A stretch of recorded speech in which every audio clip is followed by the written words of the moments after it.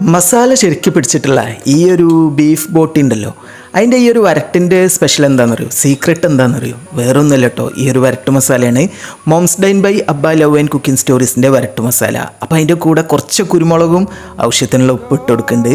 ഇനി നമുക്ക് കുറച്ച് വെള്ളം കൂടി ഒഴിച്ച് കൊടുക്കാം കേട്ടോ. അപ്പോൾ ഈ ഒരു ബോട്ടി ഉണ്ടല്ലോ, ഞാൻ ആദ്യം തന്നെ എന്ത് ചെയ്ത് കുക്കറിലിട്ടിട്ട് കുറച്ച് മഞ്ഞൾപ്പൊടിയും കുറച്ച് ഉപ്പും ഇട്ടിട്ട് കുറച്ച് ഉലുവ ഇട്ടിട്ട് ആ ഒരു രീതിയിലാണ് ഞാൻ അതിനെ വേവിച്ച് ഒന്ന് ഊറ്റിയെടുത്ത് ആ വെള്ളമൊക്കെ ഒഴിവാക്കി പിന്നീടാണ് കേട്ടോ ആ മസാലപ്പൊടി ഇട്ടെടുത്ത്. അങ്ങനെ ആകുമ്പോഴാണ് ഇത് നല്ല അടിപൊളി ടേസ്റ്റ്. വെളിച്ചെണ്ണ ഒഴിച്ച് കൊടുത്തിട്ട് ഒരു ചെറിയുള്ളിയും വെളുത്തുള്ളിയും ഉണ്ടല്ലോ, ആദ്യം നന്നായിട്ട് മൂത്ത് നല്ലൊരു പരുവത്തിലായി വന്നതിൻ്റെ ശേഷമാണ് ആ തക്കാളി സംഭവങ്ങളൊക്കെ ഇട്ട് കൊടുക്കണേ.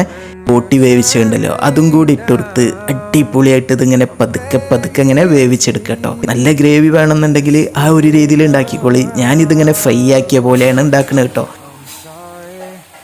ഇതുപോലെ ഈ ഒരു രുചിയിൽ ഉണ്ടാക്കണമെന്നുണ്ടെങ്കിൽ ഈ ഒരു മോംസ് ഡൈൻ വരട്ട് മസാല മതി കേട്ടോ. നല്ല തരിതരിപ്പായിട്ട് ഉണ്ടാക്കാൻ പറ്റും.